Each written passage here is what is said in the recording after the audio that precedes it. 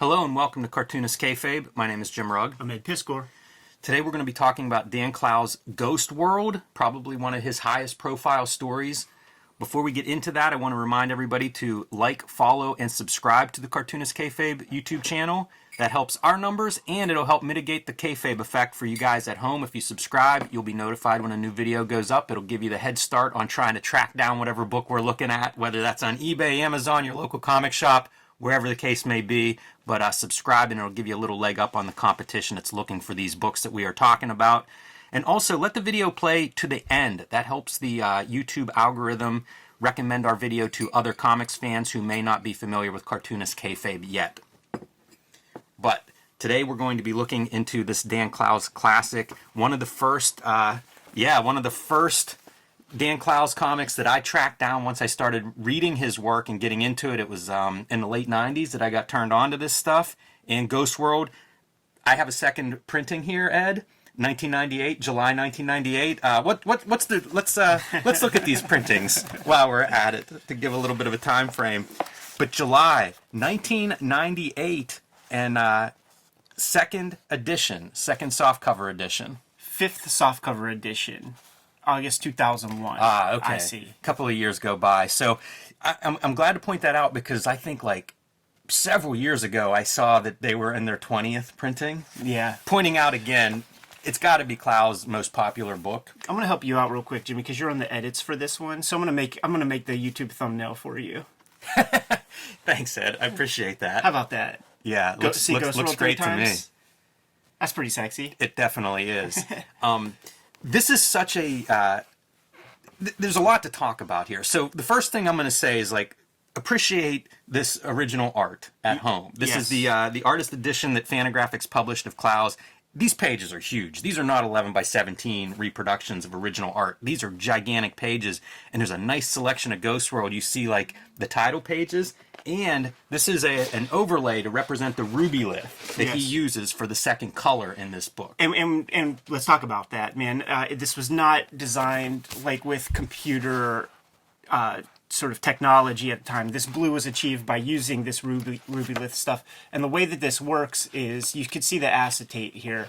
The ruby lith is completely printed and affixed to the acetate. So rather than like Zipatone, where you cut out a little square off of the acetate and then kind of burnish it onto your final art, you sort of tape down the entire piece of ruby lith and you peel up the ruby lith that you don't want to be there. So it's a reductive process, and he uses more ruby lith than what usually gets used whenever you would see that applied to an illustration. It was very inefficient, where sometimes there might just be this much ruby lith, so you cut out a whole sheet of it. Wow. And there's, two little spot illustrations, and that is used to beyond the shadow of a doubt, provide to the color separators, the people at the print house, to make sure that they hit your exact marks.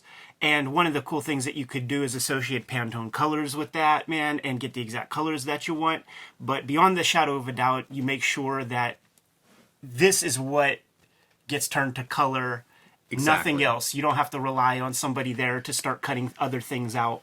It's interesting you talk about the method, and how inefficient or labor intensive this method is for figuring out your color. Yeah. I kind of feel like that's what Clowes does. Like, you could see it even on the pages without ruby lith, just his attention to things like the hand lettering, these little details, like definitely he cut that out. Right. He cut that shit out right there, dude. Cursive letters. Yeah. Script lettering, phenomenal and unbelievable how good it looks. Like, that would be a bear to cut out. Yeah, here's another one. We probably could move the piece a little bit to kind of show that off, but the very final piece, he cuts that out, and you can take a look and see where he has it in pencil, so he has some guideline for himself.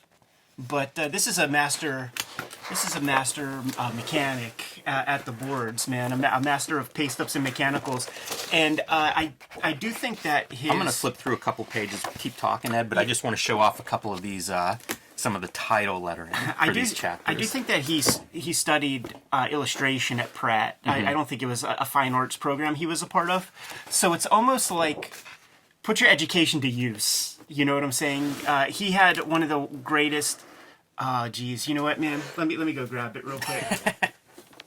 When he was at Pratt, in interviews and stuff, he talked about like the only real class that he got the most out of was this like lettering course that he had that was spearheaded by this guy David Gates, who, as Dan Clowes calls it, like this guy has the same name as some guy in a goofball band from like the Kayfabers are putting it in the comments right this moment. But I asked him like when we were in Paris. I was like, Dan, I always wanted to figure out like what is the book that you said that he put together? Because Clowes would flippantly kind of like say stuff like, I should have just got the book rather than like go to Pratt, because the lettering book is sort of everything. So I asked him like, what is that book, man? And it's this one, Lettering for Reproduction. And it was funny because the proto Kayfabe effect was when I came back from France. Yes. And I went and got a copy for myself, and then I posted it and said, this is the book that Clowes said his teacher at Pratt made that sort of changed his life and sort of, helped him figure out lettering. And then the next week or two, I saw like a lot of people posting their copies of Lettering for Reproduction. That's when I bought mine. Yeah, exactly. yeah. Shouts to Laura Park. Look at this shit though, man. Like putting in the technical stuff of shaving your pencil leads to create the chisel tips. Yeah, just so that you could get like these like even lengths, even widths and stuff, and then you can go in and tighten them up and shit. You see him do that sometimes. Totally. And then the fact that now these look like they're on the board. Yes, this they stuff do. looks like it's on the board, but sometimes it's not, and sometimes his title lettering, like I'm not sure if I see paste ups there. Yep, that looks like paste up. Yeah, so the other thing for Lettering for Reproduction is it sort of lets you know that you can do it on a separate piece of paper. You can draw the lettering on a piece of like very fine graph paper. The thing is, like anything that's for reproduction in black and white like that also applies to your line art. You know, so there's a lot of lesson in that book. The lettering, of course, very sexy part of it, but not the only part. If you're doing black and white reproduction, everything in that book applies to every aspect of this kind of original art. Another thing worth noting too, like with the size of this original art, is like I feel like I would have the tendency to go ham on that shit, dude. You have this big canvas, so now you're putting your nose 2 millimeters away from the piece, and then you're adding a ton of feathering and shading on their faces and putting in every background detail, all the molding on the doors and stuff like that. But he has that restraint to not do that, and to actually to cartoon, like he's not tracing photos like for his backgrounds or anything like that. It's all the perfect like sort of suggestion of environment and all that's basically required for the moment, and it's masterful cartooning. It really is. And we're going to go through this book page by page and get into it, but this is just kind of the start. That's the groundwork for it. As we mentioned, trade paperbacks exist to this, hardcover editions. Several editions of this exist in collected form. We're actually going to look at the original issues. I thought that would be the easiest thing to flip through, but did want to let everybody know, if you haven't read Ghost World, like there are collected editions that are relatively convenient to go get one of those. Yeah, there was an interview he did a couple years back where he was talking about the sort of disparity between the amount of people who saw the movie and the amount of books sold. It's not like he was complaining, but he did say that only 900,000 of them were in print at that moment. They probably tipped over to the million, to the platinum mark at this point. It feels like it's been a few years. Yeah. I saw a number recently, and it was the number of Watchmen sold the year Watchmen the movie came out, and the number was 79,000, which I don't know whether that feels high or low. I mean, obviously, I'd be happy if Grand Design sells 79,000 of the collected editions, but for Watchmen, that was a giant movie, and I don't know, it felt a little bit low to me, sort of, but I just never know what book sales are, really, so it's neat anytime you actually see some figures. See, Gibbons was fascinating on the shoot interview. He said that it was a good year, the year that came out with the royalties and stuff. Well, 79,000 on a I don't know, $30 book or so, yeah, that's a good year. When that came out and we were at this comic shops and stuff, I was just shocked by the old heads that were buying Watchmen for the first time. People who I've seen in the shop for decades, like, what? Yeah, it's interesting, because I always just think of that as selling all the time forever, but maybe in smaller numbers than I pictured. Yeah, it's not J.D. Salinger. So the first installment of Ghost World, you see they're not even on the cover. Yeah. These are characters from the story, but not the main characters. And this is 8-Ball 11. So the interesting note for this issue is, Like a Velvet Glove had run through the first 10 issues. And once that ends, he's kind of like, I don't know what I'm doing. And you know, like I've read all those interviews with him because once I got into it, I was really into it. And he kind of talked about how this issue is just this catch-all. It's just a bunch of different directions in Ghost World originally. Just going to be it's just one more piece in this issue. There was not a plan that this was going to be some graphic novel or go on for several issues. Off the bat, man, let's take a look at our Enid heads right there. Sort of famously known for going back into the final book collection and adjusting a lot of the faces, because these characters, they solidify into who they are after you draw them a couple dozen, 100 times, and you kind of codify the look. So once he finished the book, it's getting ready to be packaged for the final book collection. He went through, and you could even find that on, if we go to, that page, you'll see the paste up of the fresh Enid face, and that is throughout. We're not going to point it out every time unless there's some like really crazy ones. I think the color is interesting. Yeah. Because, he would always talk in interviews about how this blue, he sort of saw it as like television light, Yeah. At night coming out of suburban windows or something.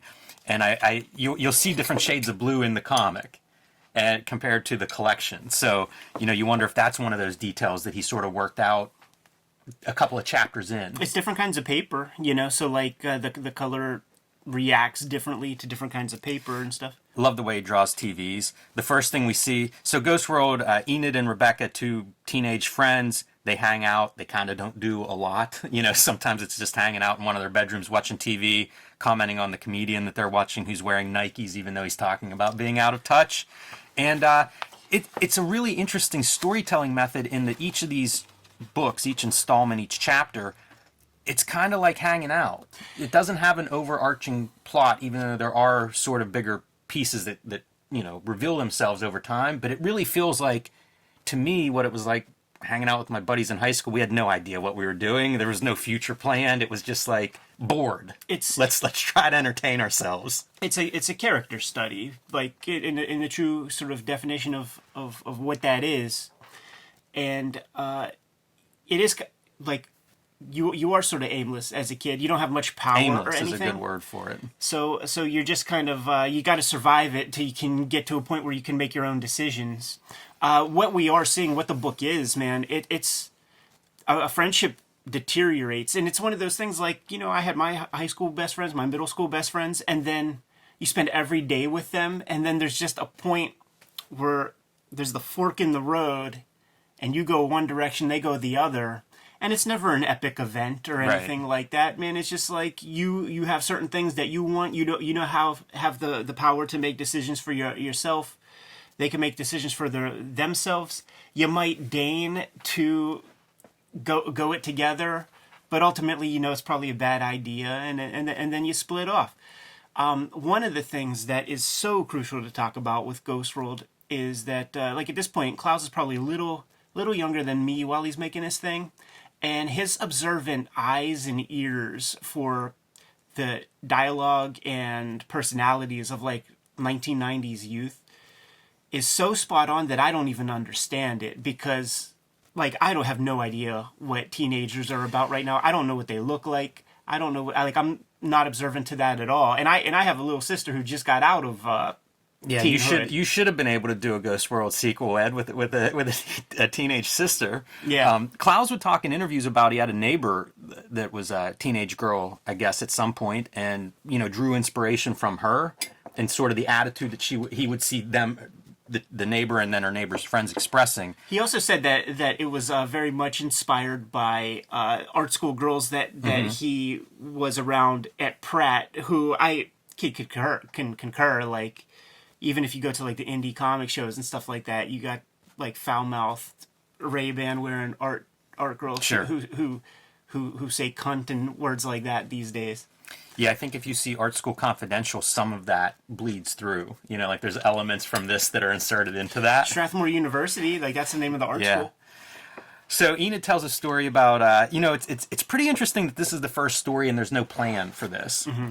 because the very first story is Enid telling a story where like she's off on her own, and it's kind of like, Rebecca, let me fill you in on what happened. And their favorite little diner they're going to, John Ellis, who's kind of a reoccurring character and does a zine of not just outsider, but like really like trying to be subversive kind of material. Edgelord There you go. is what we call it these days. And so the first thing we see is this priest and some sort of like computer created child pornography, essentially, which is going to come back later when he goes on a talk show to talk about this stuff.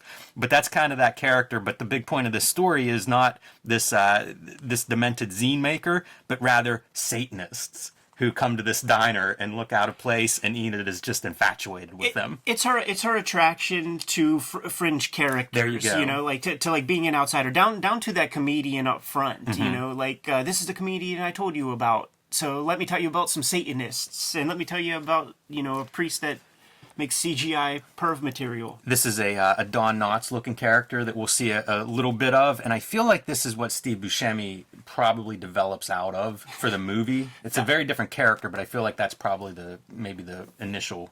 1,000%. And when Clowes was going to Pratt, Steve Buscemi was doing that kind of Shakespeare in the Park stuff in New York City. So like, Clowes ran into him, and I mean, he looks like John Waters looks like Yes. Clowes characters. That's true. That's totally true. This is real funny because Enid's telling this story as a flashback to Rebecca, and whenever the Don Knotts looking dude weighs in on something, Rebecca's like, wait, who said that? So you get this interplay between like the present and the conversation they're having versus the flashback to yesterday's adventures, and ending with mass murderers receive mail by the truckload, the television broadcast. That was the era. Hard copy, a current affair. They called the magazine TV shows, and that was certainly the era. And they usually wouldn't have haircuts very dissimilar to that, man. How cool is like the lighting, the ruby lit lighting on Rebecca's face here? She's watching TV and it's kind of underlit. Yeah, it gets really subdued in the in the final form. It's redone on that face. Yeah, the whole face might be redone. Oh yeah, that's true. And once again, we just won't point that out every time, but And we're going to see a lot of these throughout the story, like outside exterior shots looking through a window. Yeah. Sometimes to really great effect, and we'll keep pointing this stuff out as we go along. a lot of people talk about like the Love title. showing off the covers. Oh, so good. The title Ghost World implies like ghosts of your past, and we see a lot of that in almost every episode where there's like some piece from their childhood. This is the one, yeah. Like it's the perfect time to say it. Yeah, for sure. Here's Enid at a yard sale selling old tchotchkes and things, and ultimately, when push comes to shove, she's not getting rid of some important totem of her childhood because it's some douchebag with Right. alt-right hair or whatever. Alt-right hair, it's funny. I love this kind of stuff, background of Rebecca clowning around. The interplay between the two characters is really fantastic in that way, in that they go from serious to not serious in a panel. You know, it just feels very natural, kind of the way the way Enid and Rebecca kind of interact and behave throughout. Bob Skeets is our Don Knotts looking astrologer. Owatu the Watcher of Ghost World. That's right. Yeah, that's right. That's a good comparison. Patty Duke album underneath the yard sale junk. So they go back to their favorite diner hangout, shades of every sitcom. I feel like sitcoms always have one set of like the restaurant they eat at 14 times a week. All right. And one of their classmates, Malura, shows up. This is where you start to get that sense of like the school. We're kind of out of school and we're starting to go in our different directions, you know, so you'll get little bump-ins with reference to some of their school friends and what they're up to. In this case, she's doing a television commercial for a local political candidate. Yeah, and she's so much like self-centered in the way like an actress or actor would be. So this makes me think that Clowes is now in Oakland. while he's making these things, man, because you see that kind of vapid, like I'm going on auditions and self-important actor persons, even though, you know, that's not LA, but close enough. Yes. One of the things that I did not realize when I first read Ghost World, there's no real narration or captions or inner monologue. No. And a lot of his work has that. So like his ability to like shut that off as a storytelling tool and be able to still be effective with just dialogue and what you see the characters doing is just an incredible high level of cartooning. I took it for granted because this is one of the first things I read of his. Yeah. But once I went back through his catalog reading more, it really stands out as even more impressive because it's like, that's a big tool to just take off the table. Yeah, like what 8-Ball was, as far as I can tell, is the 8-Ball comic book magazine is a series of exercises that Clowes is putting himself through, issue after issue after issue, just testing his chops. You know, like this is the spot color comic with no thought balloons or something. You know, and what does Errol Morris say about style? You set yourself up with a bunch of rules, follow them slavishly. So when you have that in mind, now you got to stick to it. Now you got to communicate things with acting, and it allows you to have moments like this. And that's what 8-Ball is, you know. Like there's the ones where he gets to play with old school color separations, and here's the gouache page and stuff like that. So, you know, he's always tested himself, always pushing himself. Very formal. Like this looks like comics, and the way Scott McCloud described the comics of this first gen Fantagraphics crew, he called them different by omission. So it's like still all the same tools. I mean, this is a Steve Ditko laid out page right here. You know, like 3 tiers. You have some 9-panel, some 6-panel size panels. You still have the same dialogue bubbles, like all that stuff. It's different by omission in as much as this is subject matter that was not covered in comics. And I think that stuff like Ghost World has the exact same function, as weird as this might sound, has the exact same function as like something like as far out as like Zap Comics Zero, or like the most perverted of Zap Comics, where those guys, like the issues at hand in the 60s, were we are under the guise of this comics code, and we had a taste of what the world was like before the comics code. Now we have to push it a million times further in order to just allow us to create a space for a Ghost World type comic. Now, Ghost World, this is coming out during speculator boom, the bubble is bursting, like all of that kind of stuff.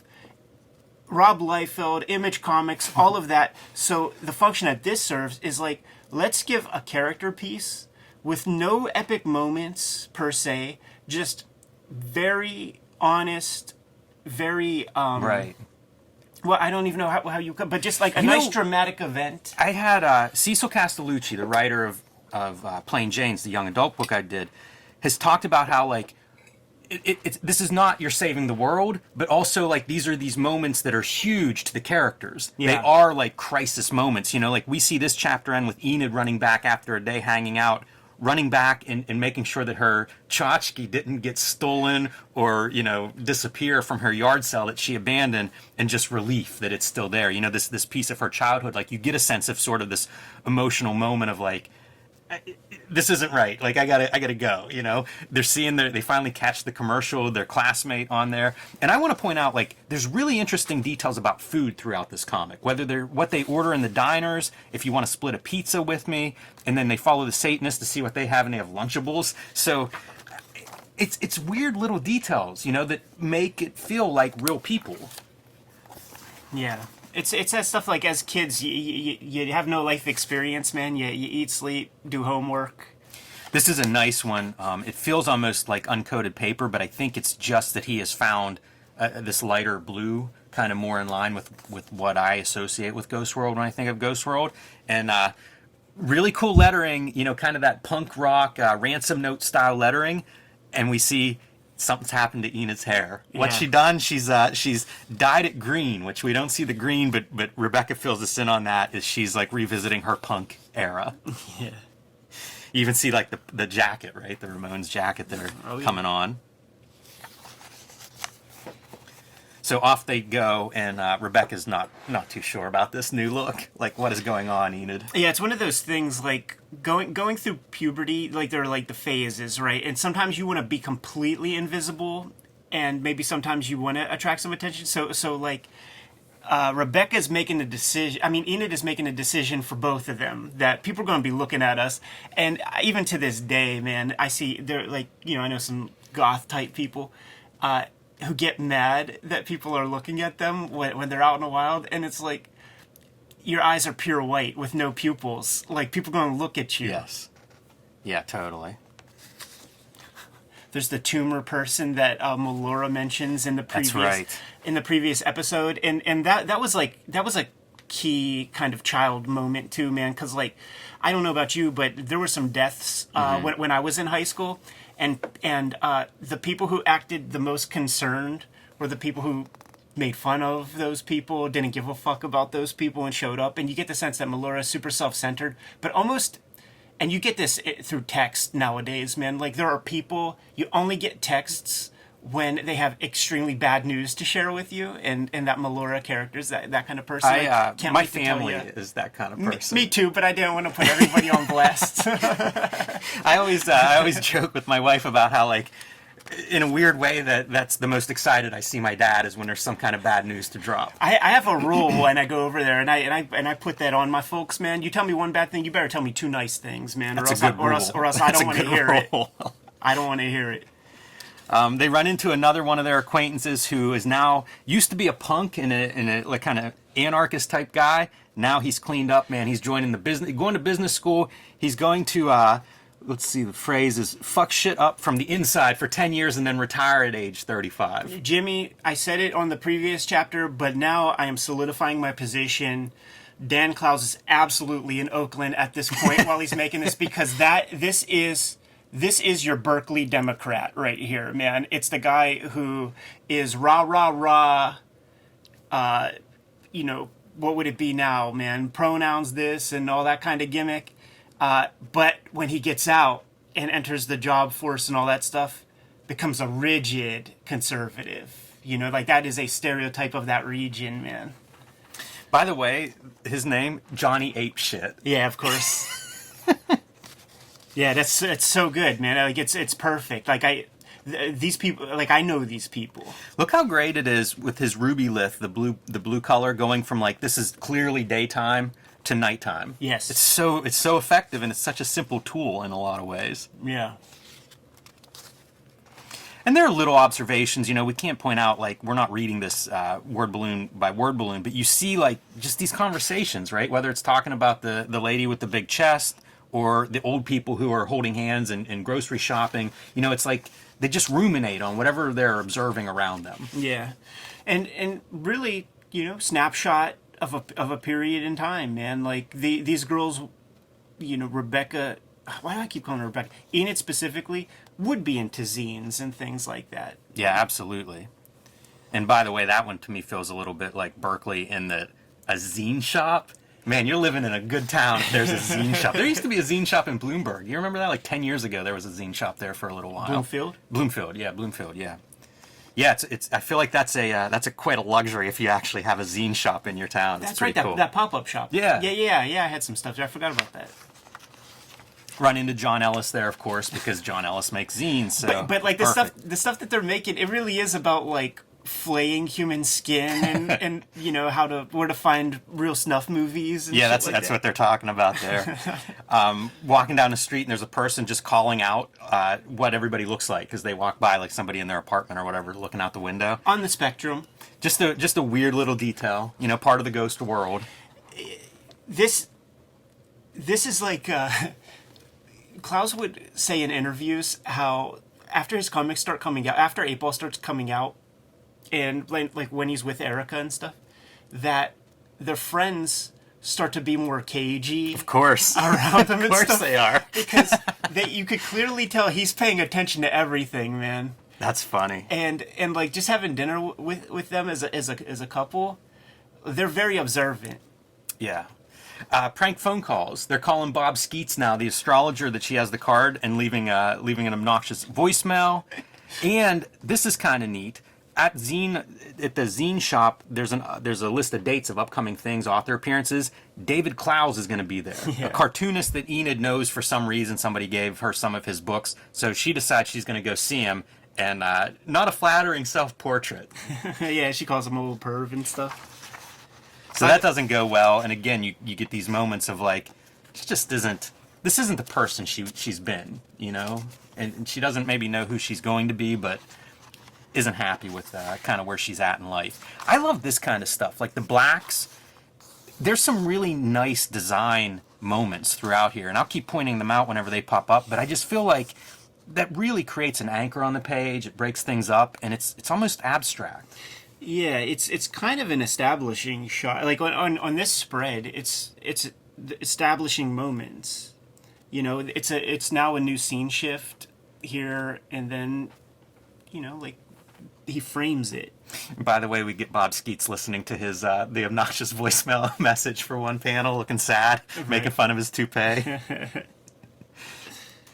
Yeah, this is an era where you can make prank phone calls, dude. Did your parents ever splurge for the caller ID box for $100 a year? Eventually, we got caller ID, but I'm sure we were the last people in my town to get it. It was a big deal, man. And then you had to let the phone ring like 5 times before it would register. Yeah, and finally, Enid is frustrated by the lack of boys in their life, even though I'm sure she would eviscerate any that did ask her out, and ends with the sex fantasy as she's trying to drift off into sleep. Yeah, like her teacher or something. Yeah, right. I admire the drapery shadows on the bedspread. You could do a whole zine of people like in their beds, like underneath the sheets, because so many people do it so great. I'll linger on that for a minute, let everybody zoom in on their screen and appreciate that. That's a Snapchat filter. Cartoonist Kayfabe is Ed Piskor and Jim Rugg, 2 working cartoonists. The best way to support Cartoonist Kayfabe is to buy the books that we make. And here's what's available from Ed Piskor. WYSIWYG, Portrait of a Serial Hacker, is about the history of computer hacking. X-Men, Grand Design, the beginning of the Grand Design franchise, starts with X-Men. This is a complete retelling of the history of X-Men. The first 30 years is one epic continuous story across 3 volumes, or in one giant oversized volume if you can find that one. Seems like it's constantly out of print, but a beautiful volume if you can find it. Hip Hop Family Tree. This is a history of hip hop.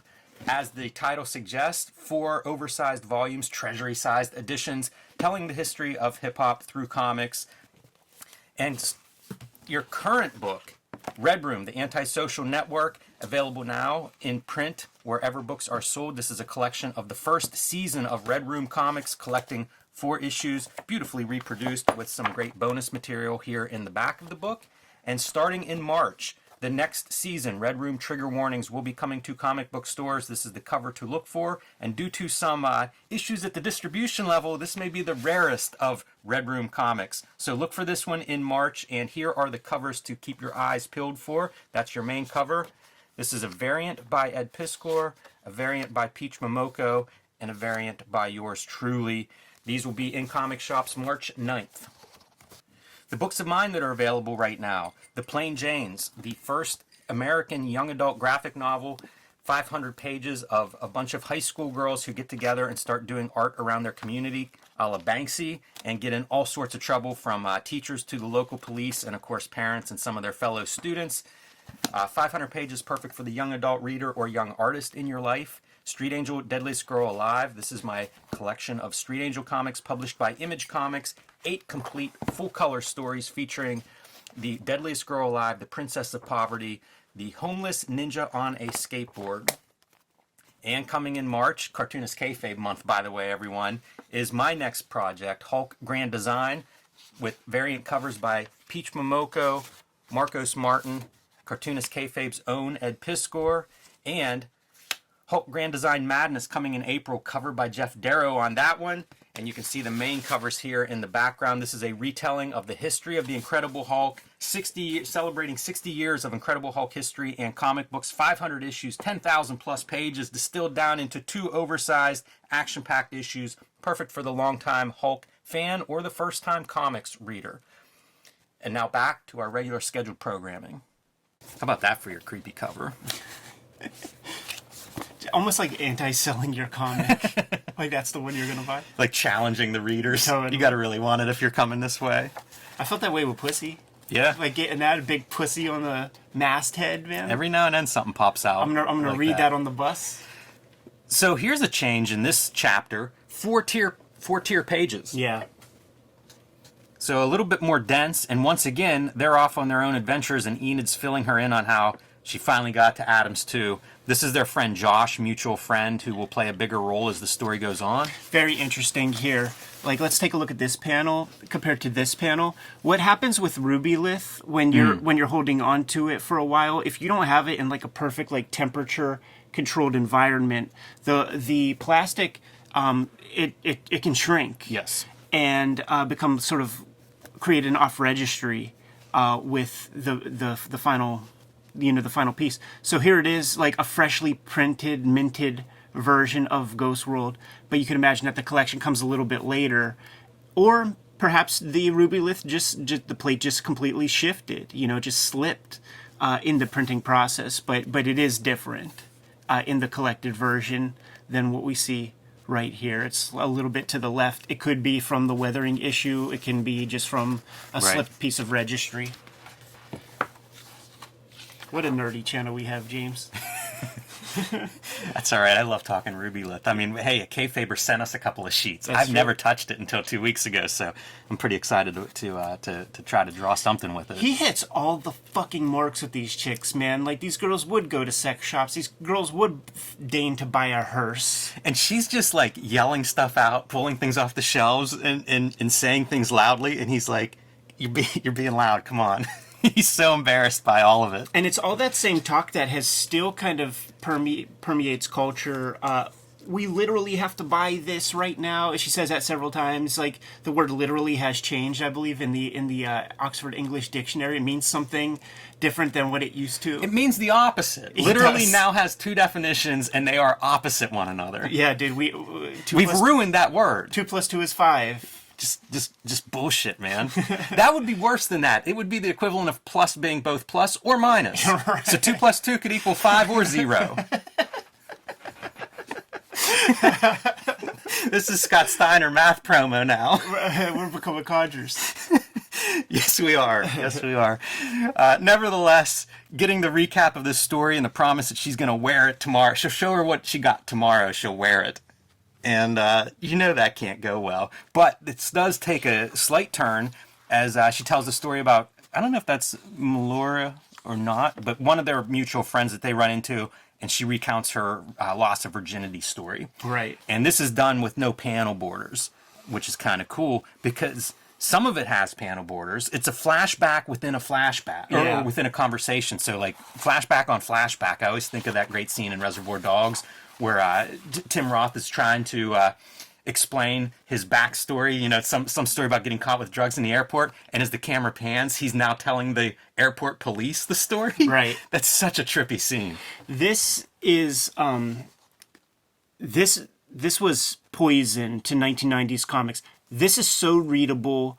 There's something that Clowes, he's tapped into the pattern of language or something. It's the stuff that frankly that poets sort of consider in the back of their mind in terms of patterns of word choice and syllables and stuff like that. I'll give you another one, ad copywriters. Sure. But it's so beautiful and flowing. Like, you never get hung up on any of these sentences, and you see a lot of text on these pages. This is not EC Comics writing. It's not clunky at all, but you seen people do this after this kind of stuff came out.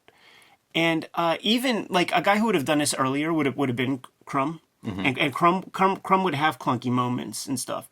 But the flow of this, every word of this comic feels like he tested it himself several times over or something, man, because it all flows really naturally, really beautifully. And it is not like the voluminous text that you get in your other indie comics that come after this.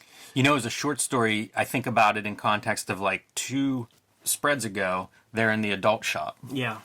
Now we're hearing the sex story. Like, thematically, it's like, this is a really satisfying short story. Like, as a standalone chapter, this is a really impressive piece of writing, I think. It's also a great piece of, show, don't tell, and the words that are associated with the image, aren't, it's not telling you what you're seeing. It's emotion, it's thoughts, it's smell, it's hearing, it's literally, it's internal dialogue that doesn't have much to do with the exact imagery that you're seeing. That's one of Clowes' strengths. Yeah. And I think it's really big in David Boring, the stories that'll follow Ghost World. And it's ad copy. You know, like you need text that does not say what the picture is, but somehow changes the meaning of the picture. Every creative writing teacher says the same things, man. Like, I wish I had a rubber stamp that said, you know, show don't tell, to just fucking stamp on top of everybody's head. And we all fall victim to that, man. Like in a moment of laziness or something, like you're just like, you're in a rhythm, but you're not considering the things the way you probably should. We have those moments. You can point to pages of mine where it's show and tell, but it's something that you just gotta try to be mindful of. Speaking of showing, I love whenever you get a quiet panel, or a wordless panel, and there'll be some interesting panels again that show up where it's like there's no people in them or there are no words in them that really stand out and pop. And then of course your tag on the end the next day, Enid is indeed wearing what she got at Adams 2, that kind of S&M mask, and Rebecca's just mortified to be out in public walking down the street with her wearing that mask. Yeah, it's really funny. Like Enid, she's. Once again, like I know these characters. Like she has a bust. She has a chest. She does everything she can to hide it. Wears big clothes, baggy clothes, but she will do other attractive things like wear a mask or have green hair or something like that. Maybe to draw attention away from these new bits that she's developed or something like this. But that rings true. I've known those people.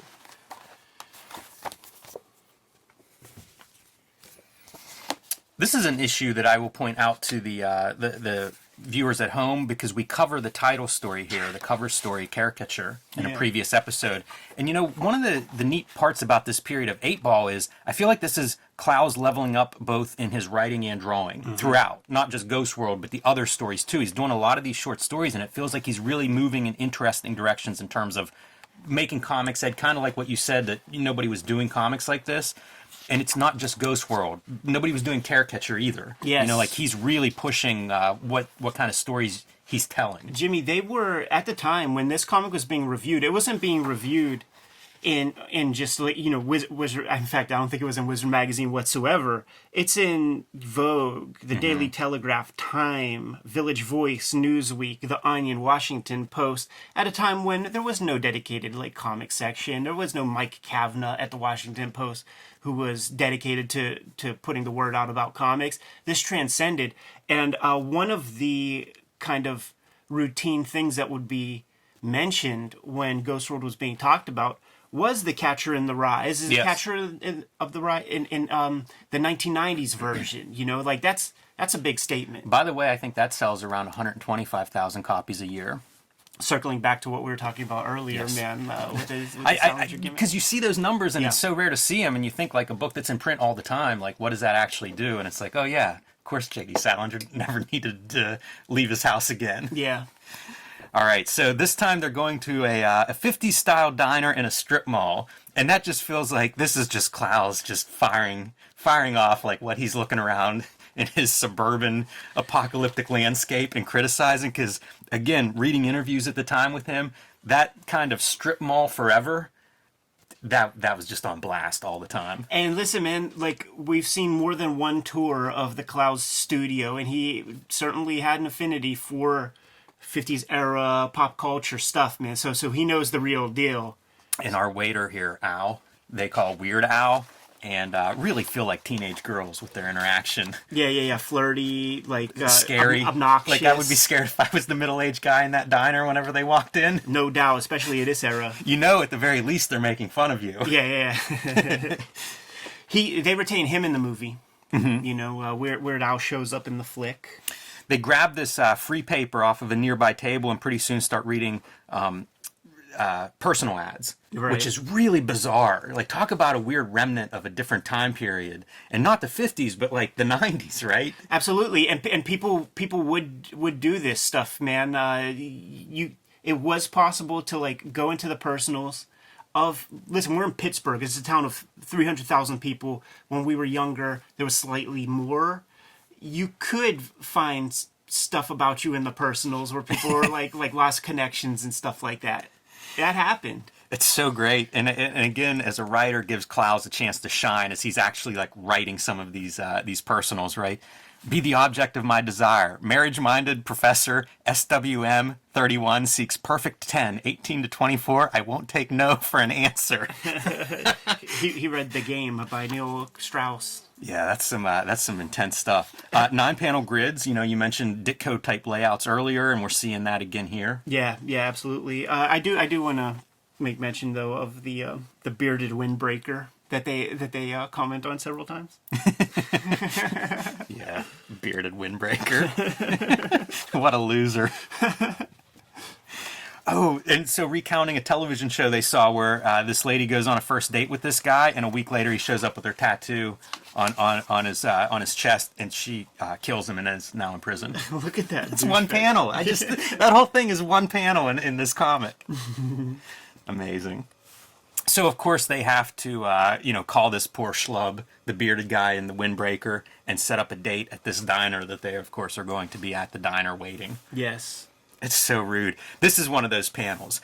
The stillness, the graphic quality of just no characters. We've got a great word balloon. Joker, eat your heart out. But like the background details of the drapes just kind of hanging there lifelessly and a television antenna poking in. I love it. I think it's amazing. Yes. This is the panel I was talking about, dude. Where oh yeah, I never even noticed those details. That has to be extra. Like, that is not Ruby Lith. It can't be. I would be so shocked if he's cutting out and retaining like little thin pieces that way. I am curious, like, how he makes that. Because you could draw on Ruby Lith. You know, red is photographed like black. So in theory, you could draw on it, except it's plastic. Yeah. Like, what are you going to draw straight, fine lines with? Yeah, no idea. Like, I can't imagine drawing on it. Because even, like, I've done animation cells, and then you ink with rapidograph on plastic. You got to leave it alone for a long time. Like, it's an issue. It's not easy. It's really great they have this, because it would be kind of funny if the window were just white and there was no sign of anything outside of the window. But I can't believe you even think of that whenever you're drawing it. In the collection, I mean, you barely can see it. Yeah, right. I've never noticed it until just now. Yeah. And I've read this thing several times and never noticed it. So interesting detail and choice by Clowes to put that in. And by the way, oh yeah, there's one here too. By the way, like doing this thing where you're setting up this call and you're going to meet with the guy, that is a very youthful thing where like you do something so haggard and fucked up, but you don't think about the consequences. Yes. Then when you go through it, you just feel bad. But you guys are in it together and you don't want to be the wuss to like not do it or whatever. Yeah, it's a good encapsulation of youth in that you're not thinking of the consequences. You're going to live forever. Yeah. Yeah. Nobody gets hurt.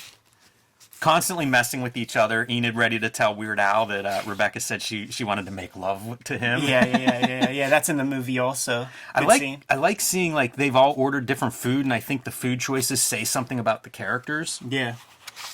Again, kind of that minor detail, but it's what makes the Clowes comics work, is that attention to the minor details. They add up. And we can make allusions, right? Like onion rings, bad food, fried, salad. Of course, the girl's mindful of her health and body. And then Joe Average is a hamburger, french fries kind of fella. That looks like a more modern day Bill Murray, by the way. A Wes Anderson version of Bill Murray.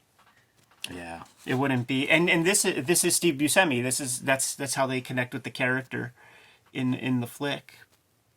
Yeah, Enid's body language just like hunched over, like watching, like that's him. I can't believe he showed up.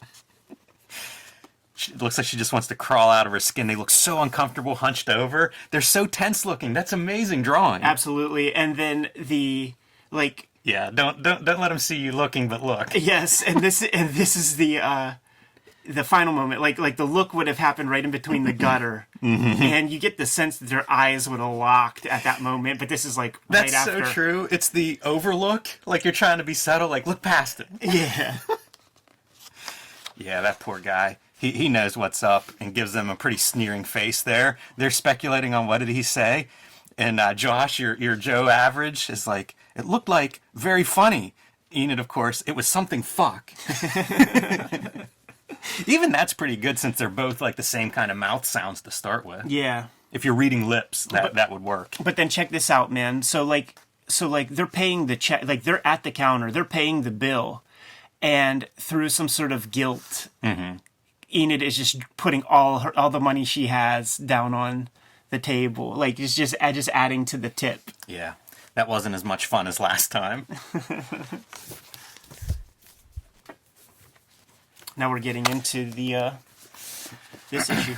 All right, so here we go. 2 different versions of 8-Ball number 16, and First printings? Let me put on screen that they are both indeed first printings, November 1995, first printing, November 1995. And why does that matter? Why am I saying that? Dun, dun, dun. What is going on here? 2 different versions of the color ink this time. Apparently, it was just, experiment around, try this ink, and then realize, like, nope, that is not the look we want. We want blue. But I figured we'll look at the yellow since a little variety. Let's look at the mustard, man. I like seeing this stuff because, like, here we are several chapters into kind of Clowes', masterpiece, right? This is his best-selling book, and yet he's still not sure. Like, it's still experimenting with what do we have here? How does this work? And yeah, as you said, the page that we're looking at here in the background is this title page. I love those profiles. Like, just such elegant drawing. Yes. Yeah, that brush line. Unbelievable. And another one of these local characters. This is Norman, who just kind of sits on this discontinued bus stop bench all the time. And they take comfort in... They call him Norman not because that's his name, but because some kid had written Norman in the wet sidewalk nearby. Which Rebecca points out seems like something Enid would do. Imagining this would be, they see these 2 old ladies come in, look like friends. That's us in 20 years. Right. Which feels like that's a little bit older than 40. But that's a kid, right? Like any adult, it's like 40's 100. Listen, man, that could be a 1990s 40. That could be. People looked older back then. Definitely. There's a lot of little bits and talk between the girls, usually on their own, but where they voice, how much they hate themselves or loathe themselves. And I think that informs things like Enid rolling through these different hairstyles. Sure. Melora's there, and now she's taking classes and has like a theater group that she's bringing to the diner, which is going to show...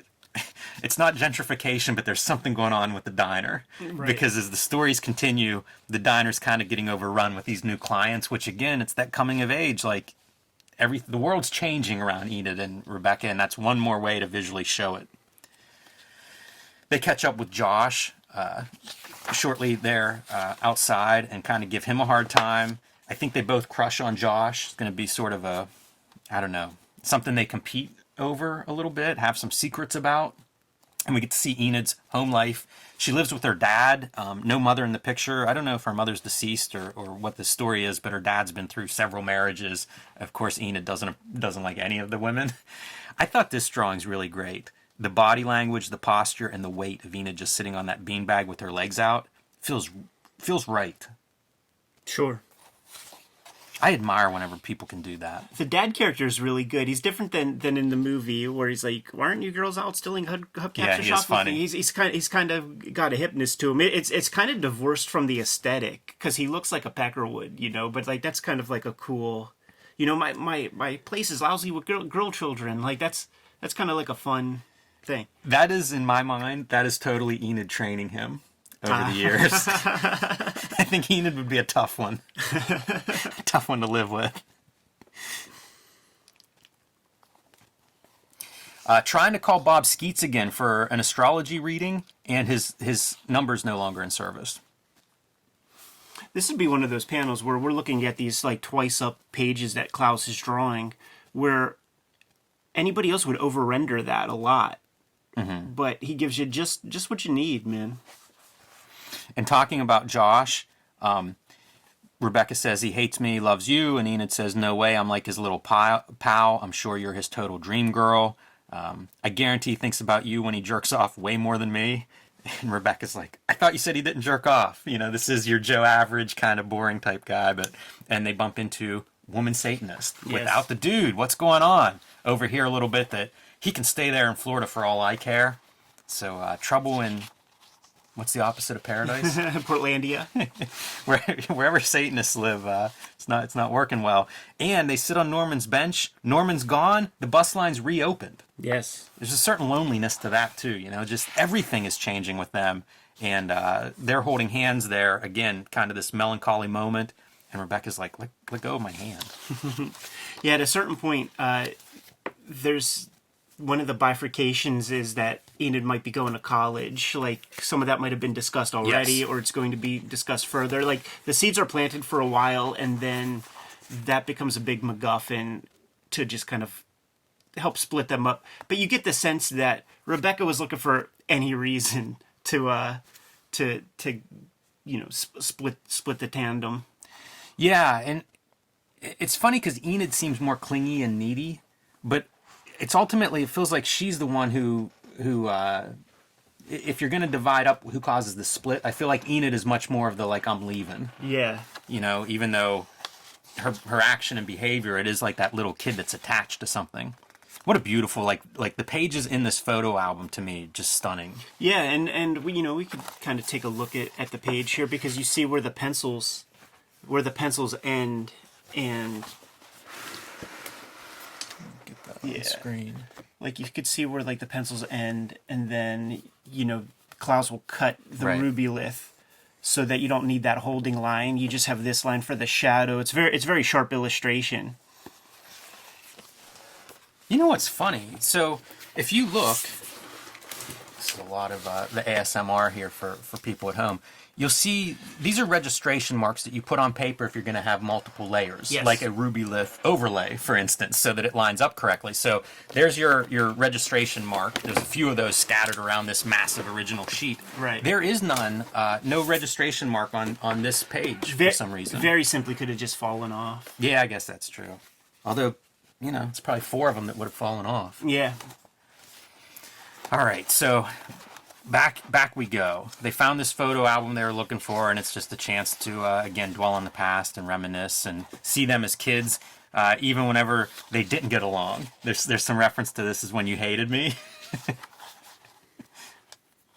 And this sends them on a quest for nostalgia, looking for a record from Enid's childhood.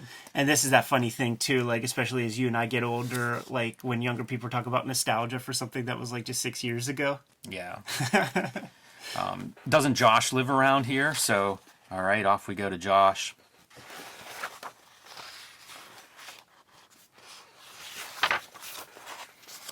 Josh lives on his own in an apartment. Makes me think that they might be like 19-ish or something. Yeah. I like how the different situations work for these characters. So Enid lives with her dad, who certainly dotes all over her. Like, she lives in a house where whatever she wants, she's getting. Yeah.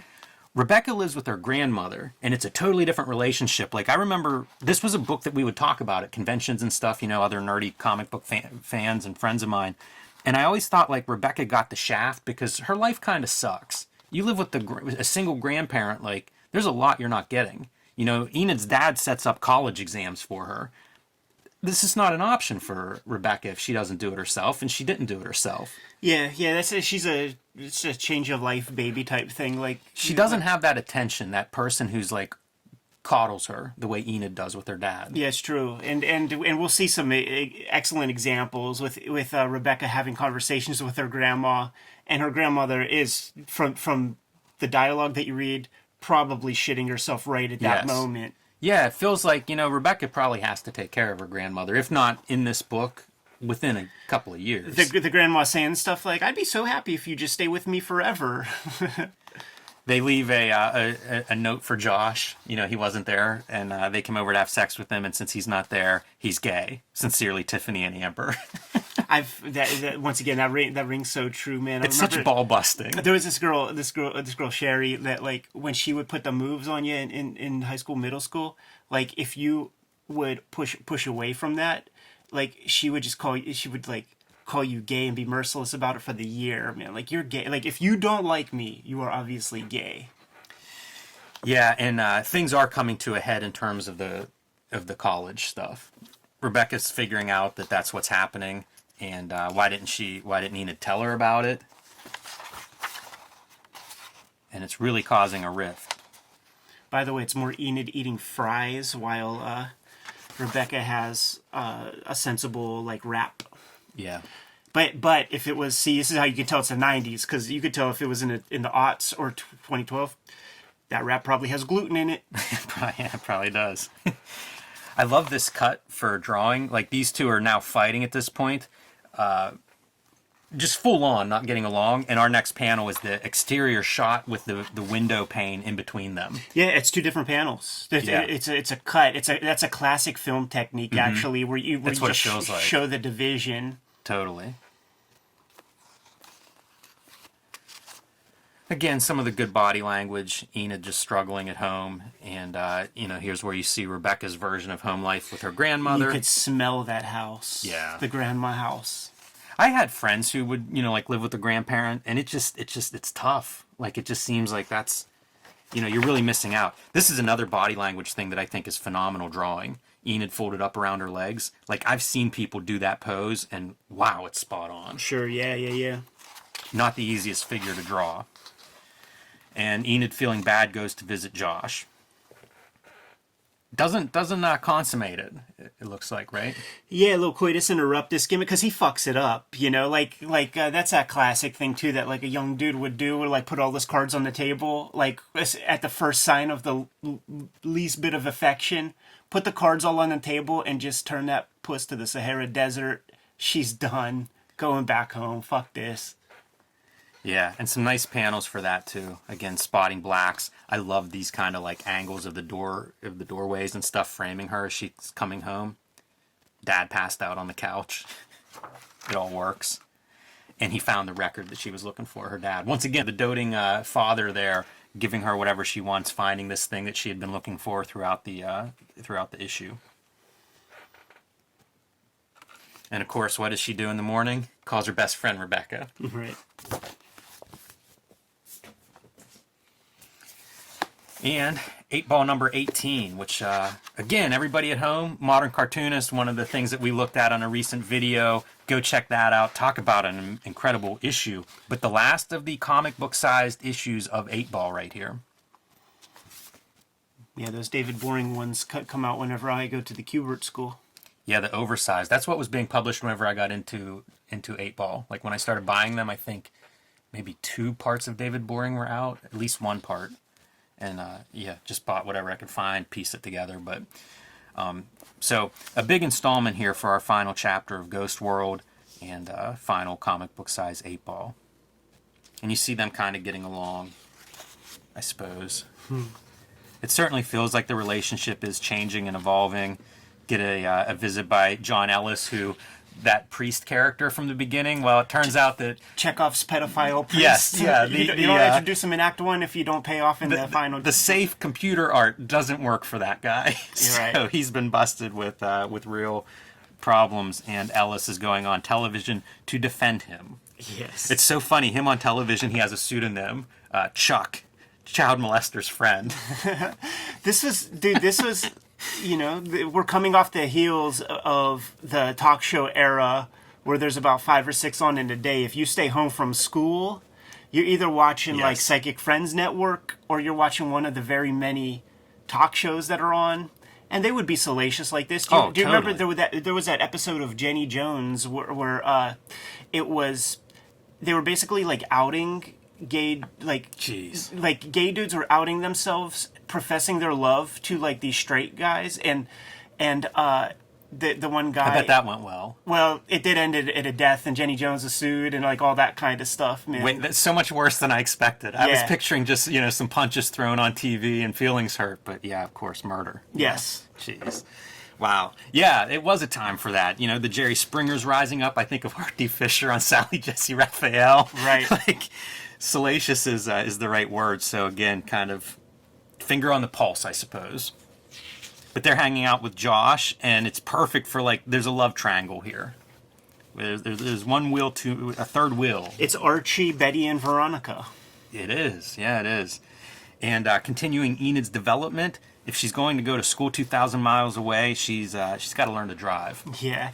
And it's, we'll get there. How great is this for one of those panels with no characters in? Split, a bowling scene. Also, that's their friendship. Right. that's the end of it, and a not subtle panel to show us that. I love it though. I love this kind of use of panels and different images, and just as a graphic, it looks really good. 3-day driving school. I feel like we have too many drivers that went through the 3-day driving school. All right, man. Cutting back to Josh now. There's some talk here too about like maybe Rebecca's gonna just come with her, to college, and Rebecca will live there and get a job or something. And Enid's pretty cold on that. If you want to go with more onomatopoeias, like maybe the strike has something to do with what was just said there to there, and then bam, bam, bam, bam, bam, bam, that's kind of sexual connotation, a rhythmic bam, bam, bam, flip the page, and then we got some gimmicks about to go down. Yeah, even drawing strings there around his waist. Just drawing a lot of attention. Exactly. It's that class, dude. It's Scott McCloud. Like if you want somebody to linger or a focal point to go somewhere, like in manga, you draw all the filigree on a sword hilt or something. There it is, right there on the cod piece. Right. Yes. Your eyeballs are going there. Decades before Steranko's drawing a holster slung over the chair. And it's the first time where she's got no bra on. Like you see some hint of nipple. Like Clowes never went there at all in this comic. Yeah.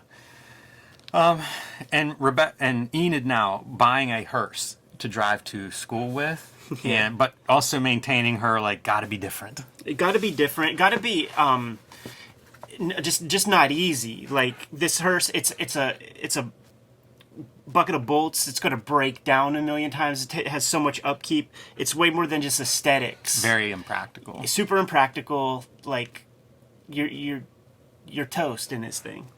And her dad is explaining he's seeing one of his ex-wives, and this doesn't sit well with Enid. Right. Man, I know people like this. One of my good friends in school growing up, it was a dude, but had a single mom and sort of had this relationship with her. Sure. Yeah. That's got to be She was hard. not going to date somebody with his approval. Oh yeah, listen, man. I probably would have been the same way. And this is there's a lot to this, man, because it's dad doing a lot of the legwork to get this girl all these opportunities. He wants her out, man, because he wants to sow some oats. You know what I mean? Like he wants her out as probably more than anybody. Yeah. This is great. Rebecca walking down the street with Josh. It's the two people walking down the sidewalk that we've seen all through Ghost World, except one of them isn't Enid. Right. It's such a good story for that. It's coming of age. It's the stuff that I found, when I read Chester Brown's I Never Liked You and was like, wow, that feels real. Yeah. This has that quality. A couple years older characters, but the same kind of deal of it just rings true. This is everybody has gone through this. Sure. And this is where you get a bunch of Rebecca and her home life with their grandmother, and you kind of see it just sucks. It's just not. It's not. You're missing a lot if you don't have your parents there. Yeah, grandma doesn't. She isn't hip, but also if there's just too big of an age gap and your parents are old, because my kid's sister has a different adolescence than we did when my dad was 40, and my sister's dad is 70. Yeah, I had a friend like that too. With the very aged parent, and it is different. It's kind of more mellow. As a visitor, as a friend of the family, it works out okay. But it's definitely a different dynamic. And by the way, she gets to be the favorite of everybody, all siblings and both parents, so she can't complain too much. Yeah, she's doing all right, your sister. Yeah. Enid taking the college exam and then coming home to see her dad on this drinking wine with his ex-wife, who says she's happy to see Enid because she had a hand in her upbringing. I know. You see these moments where it's just it's one panel in the middle buttressed by two other scenes. That's kind of ballsy cartooning. You don't see that often. It's really well done. It feels like it's a way to pack in more story, because storytelling in comics, typically if you just had here's your page of text, it's longer. Comics storytelling is typically longer. This is a way to get over that, is to be able to have one panel that is a complete scene in itself. Exactly. Because what would most comics be? One page would be this whole moment. Yeah, it'd be coming there, it'd be taking the test, it'd be leaving, with a dejected look on your face. One of the rules, man, if you can take it out, take it out. Yeah. That creates the tightness of a good piece of work. So they're doing a test run to go to Cave Town, USA, some attraction that Enid remembers from her childhood. Whenever I got out of college, I was driving around the country like for a month and found these Flintstone parks. I think there were a couple of them like in South Dakota and like New Mexico or somewhere. And this is what they were like. There was like one employee at that point. They were just sun bleached to like, you know, everything was just this faded gray light color. And it was you couldn't believe it existed. There was nothing around as far as you could see in any direction. It was just like almost an empty amusement park of plaster dinosaurs. That's amazing. Like, they try to create some attraction. There was some plan there. Like we have a joint, Geneva on the Lake, Ohio, is a place where Pittsburgh people would go if they can't go to Rehoboth Beach or something. And you could tell that like in the 50s there was a plan. Yes. And that plan did not come to fruition. So all the structures are still the same. Those three families that own the joint just aren't going to put any more money into it. Not only that, probably one or two of the ones that really cared have died, and now you've got kids fighting over it. They just see paychecks. And... But you go there, Jimmy, and you go into the arcade, and there are machines where you put a dime in, and you put your eye into the thing and see like a little flashing Betty Page or something, or the whole building that's that game Fascination. You know what I'm talking about with the balls? Yep. Like, that's there. And there are old people there that go to play Fascination. Wow. There are claw machines that are out there, and they do have Make America Great Again hats that you can get out of the claw machine. So that's also a little bit of the culture of the joint. That's funny. It's such a distinct feeling. Like, and she talks about it like a semi-religious experience, you know, going through this nostalgic, you know, seeing these things that have lived in your brain for 15 years and then aren't quite what's in your brain. Right.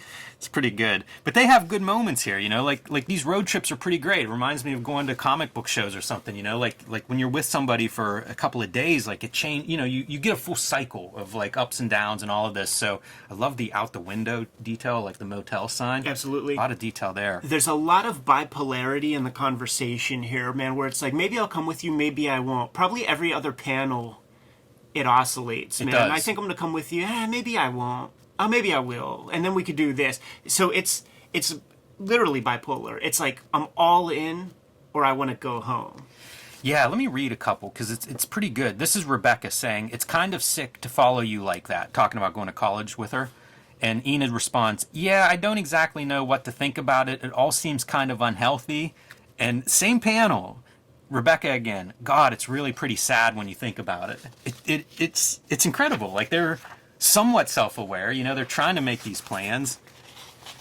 But and then there's, you know, but in a way I don't see anything wrong with us staying together. Right. You know, maybe I really am a lesbo. Yeah, that's something that has come up a couple of times in the story. Very, you know, kind of tongue-in-cheek. Sure, and that would be like a high school conversation when you see two female best friends. Those girls would often get that put on them. Right. Yeah. Yeah, and that would oscillate between clearly joking and just mean remarks from fellow classmates, right? Depending on what everybody's relationship is. Scissors get mentioned. We go back to making fun of the TV personalities, right? This is your local anchor, and it's like, do you think he works at a hardware store during the day? Jimmy, going back to comic conventions and traveling with you and stuff, the TV almost never goes on in the hotel room. Almost never. You're talking comics. There's business at hand, but sometimes in the middle pieces of America, I mean, you kick that TV on, you see a news broadcast, you might not want 4K. Yeah, I think that we've kind of gone past that, but like when cable networks became a thing in the 80s, like every town would have like their little television station. Sure. You know, like not a big town, and they would have their news station with their local broadcasters on there.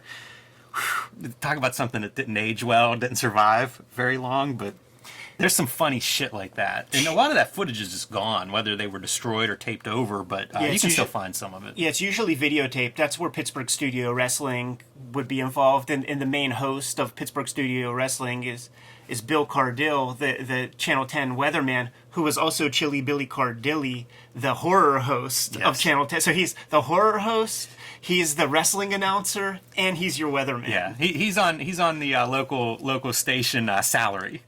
Right.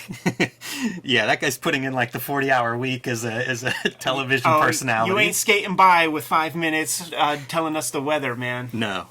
That's so funny because that is that personality of like, you're there. If something pops up and it needs recorded, here I am, ready to go. Let me get makeup. This sums up a lot of stuff I've seen Clowes talk about in interviews. This idea, so Enid just wants to leave. Her fantasy is to become a totally different person, and I can identify with that. That's how I felt like when I got out of high school. It was like, I am done in this town. I'm done with all these people that I was trapped with for 12 years. And I feel that with Enid's statement. And Rebecca's like, I don't get what that has to do with me. And I've heard Clowes talk about this, like, you know, like twins are great because it's your best friend. They know everything about you, which also makes them the biggest threat to you and your worst enemy. And that's what you have here. Sure. I can't be a different person if the person that knows everything about me is standing next to me. Again, with the quiet moments, a couple of these wordless panels next to each other where she didn't pass the test, she did not get accepted to that college. Now what?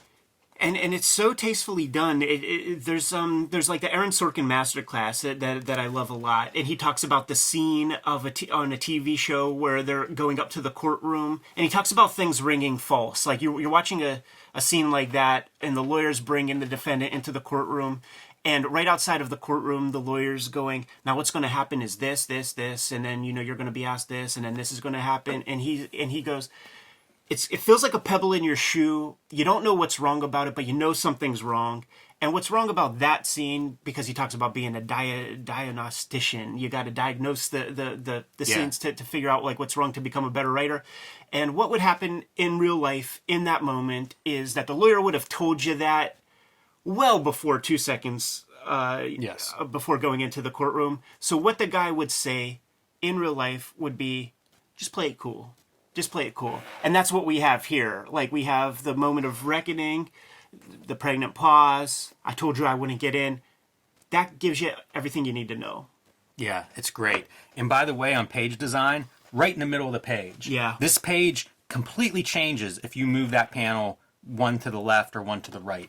And because this is Cartoonist Kayfabe and we do get into some minutiae, there is white media up there. I was just looking at that. It's interesting because you have a spotlight effect on the previous panel, but it's handled with feathering. And then you have the spotlight effect here, and it's very R. Crumb. It is. Like the mark making there. Yeah. And I don't know if that's just for variety or if there's something more in mind. I would think the feathering would have created about the same effect. He even gets a little bit of a dry brush on the tree texture there. Yeah, again, a sign of the changing, the time passing. Yeah. Like, we're getting into fall, and that's such a good one. Like, whenever you get out of school, finally, and then you get your first fall where you're not in school, that's a weird feeling. Yes. Dude, it took me 10 years, like exactly 10 years, to not have that back-to-school feeling in August. Mm-hmm. Like, when it's that time, when like, the fall's coming and stuff, it took literally 10 years for me to not feel that kind of foo-foo. This is we talk about Clowes in Berkeley. This is Clowes in Chicago. Yeah. Because that's a changing season, Right. Like, I don't know that you're getting that effect, that kind of drama. You might get a little bit in California, but like, I mean, here it is a different world in the fall. Yeah. It smells different, it feels different, it's totally different. Lighting is dramatically changed. You see the Hearst is now for sale because she's not driving it to wherever she was going to college. Where was she going to college? Strathmore University, the same place from Art School Confidential. You see the old lady is like, fuck, I gotta endure this little bitch. I can't just have my man all to myself. This stallion, this stud. Also, not thrilled that there's a hearse parked in their driveway. Is that what it is? It's not two disparate scenes. I don't know, because I don't see them established. That's true.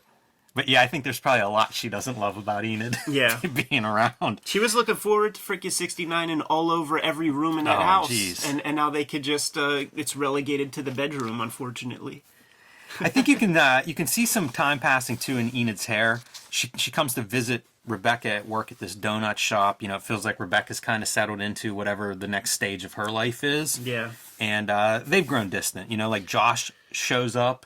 One more sign of like, oh, okay. They're together. She has a new partner. Yeah, they're together. Like, it's established. There's Enid right there. Like, isn't even getting any real FaceTime. Like, he doesn't even talk to her really. No. He says, "What's up?"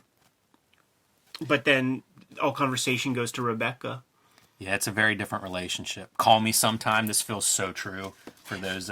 Where you just know it's so half-hearted. Yeah, it's you bumped into this dude you haven't seen in 10 years, and you guys act nice.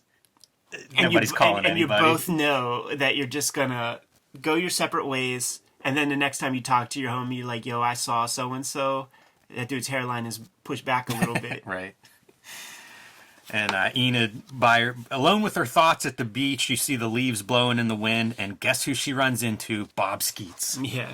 That's kind of nice. She thought he might have been dead with the phone cut off. Turns out he isn't. So tries to get a little bit of what her future is. By the way, he's metal detecting. So like, you know, he was like some kind of psychic or something. He's a real gypsy kind of character, man. Like he was some kind of wizard to begin. Now he's metal detecting, looking for treasures on the beach. This is amazing. The astrological reading that he does, you know, impromptu there, it's gibberish. Yeah. It is completely meaningless. And she's like, what does it all mean? And he's like, I told you it's just an introductory session. To get any real data, we're going to have to do a full rundown. Yeah, of course, man. And that's it's how that such a stuff scam. goes. There are books you can read on that kind of stuff called cold reading. And when you're with a person, you start to say things, and if you'll their heads will naturally move a certain way, or you'll be able to detect body language, and based on that body language, you continue going down that rabbit hole, or you change the trajectory. You get yes, no's, maybe means yes, so you keep going down. Like there's like all this crazy stuff. Yeah, talk about like how to read people. Yeah. Yeah, it's pretty neat. So Enid wandering around and sees like a guy painting these Ghost World signs. And this is like the next generation of Ghost World girls. You know what I mean? Funny. It's like in perpetuity. Of course. You're going to have like continuing generations of future tandems. And serves to emphasize that she's by herself. Sure. It's real interesting. Like in comics, you have your Hopi Maggie. Dash Shaw has his cosplayers. You know, you have your Ghost World. It's an interesting exercise for cartoonists to kind of have their female tandem and practice that. You know, like push your writing chops a little bit into characters that clearly are not you. Yeah, I mean that's one of my big takeaways of this story is it just feels like Clowes levels up a couple of times in writing and art throughout this story, and I don't know how conscious it was of like this is a get outside your comfort zone or whatever, but he really does. And like this to me is as big, it's like as important as like the Clowes is gonna be like, you fucking idiot, as like the Ozymandias, oh I did it a half hour ago thing. Because this is the most honest, mature, thoughtful, true thing that she said in the whole comic. All the other stuff is posturing, kayfabe, putting on airs, trying to be somebody, like too self-aware, too conscious of her movements and stuff.